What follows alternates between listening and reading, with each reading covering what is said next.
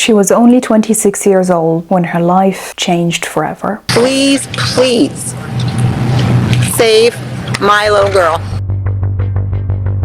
On a regular Monday morning, she suddenly collapsed without warning in her Florida home. She went into cardiac arrest. This is the story of Terri Schiavo,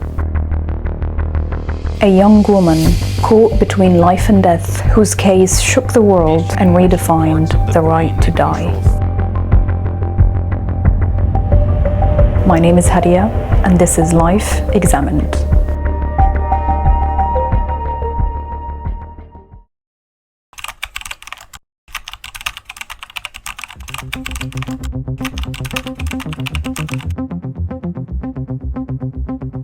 Terri Schiavo was just 26 years old, young, vibrant, but obsessed with staying thin. For days, she lived on liquids, having glass after glass of iced tea. Then, one day, her heart suddenly stopped, collapsing in her Florida home. She was found unconscious. Paramedics rushed in, managed to restart her heart, but the oxygen had already been cut off for too long, and she slipped into darkness.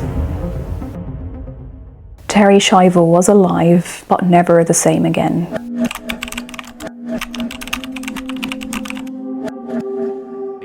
For the next 2 years, doctors attempted occupational therapy, speech therapy, physical therapy, and other experimental therapy, hoping to return her to a state of awareness without success. 8 years later, her husband, Michael Schiavo, filed a petition to end her life. The decision came about after knowing that there would be no possibility of improvement. This, however, was not supported by her parents. One of the claims against the petition was that Michael Schiavo's decision might have been influenced by the potential to inherit what remains of Terri's estate, as long as he remained married to her. And due to the lack of a living will and questions regarding Michael's credibility, the petition to remove her tube feeding was denied. And this brought in intense public attention. Personal battle eventually sparked a political firestorm. I'm asking you, is she being murdered? An extraordinary session here on Capitol Hill. Tonight, this Congress is about to commit a travesty. Today, we're still grappling with end-of-life.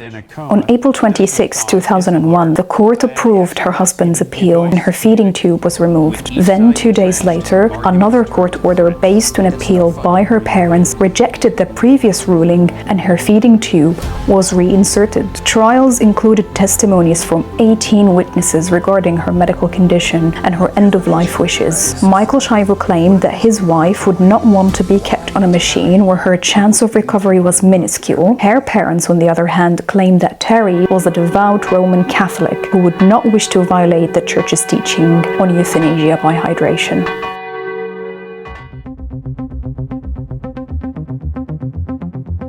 On October 10, 2003, the final remaining appeal was dismissed. 5 days later, Schiavo's feeding tube was removed for the second time. 6 days later, the Florida legislature, in emergency session, passed Terri's law. This gave Florida governor the authority to intervene in the case, and he immediately ordered the feeding tube to be reinserted.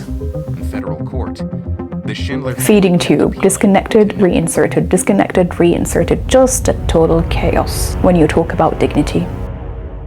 Should Terri Schiavo live or die? This battle continued for 7 long years, leading to public debates, pleas to change the law, protests to protect human life at all costs, including the President of the United States at the time, George Bush, to put an end to the dispute. Finally, in 2005, the court ruled in favor of the husband's petition. Terri Schiavo and her husband's lawyer says she died peacefully 13 days after her feeding tube was removed.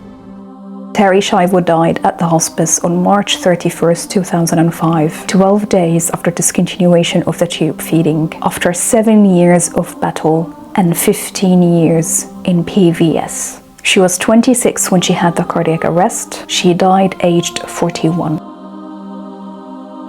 spending nearly half of her life in PVS.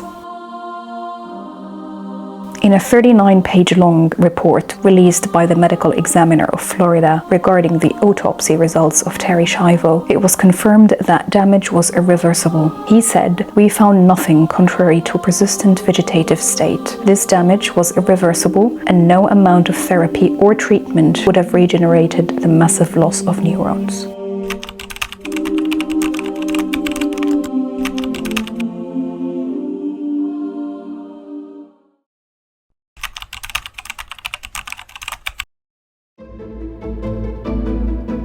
Conflict in medical practice is a very juicy material for media. It's almost like gossip and sometimes even entertaining. Conflict is entertaining so long as you're not involved. Everyone wants to watch the show, but no one wants to be part of it. Newspaper tabloids, news reports, and pictures of devastated families stir up public emotions. Not opinion, but emotions. And they sell very quickly. And the result? Not an ethical debate with a logical thinking, but more of an immediate blame on heartless doctors, nurses, and other healthcare professionals.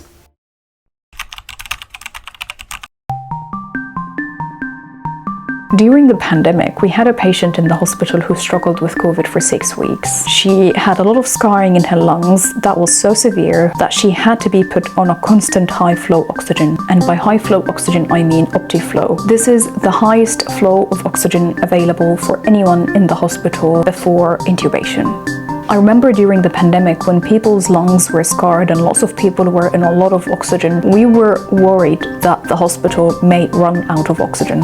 And because at the time there was no light at the end of the tunnel, it started to become a safety concern. Going back to our patient, despite this high-flow oxygen, with every move and turn she had to do in the bed, her oxygen levels would drop and she would be severely breathless and in a lot of distress. And after 6 long weeks, she finally decided that she cannot carry on like this, and she wanted all treatment to be withdrawn and for her to be kept comfortable, which means, essentially, that she chose to die.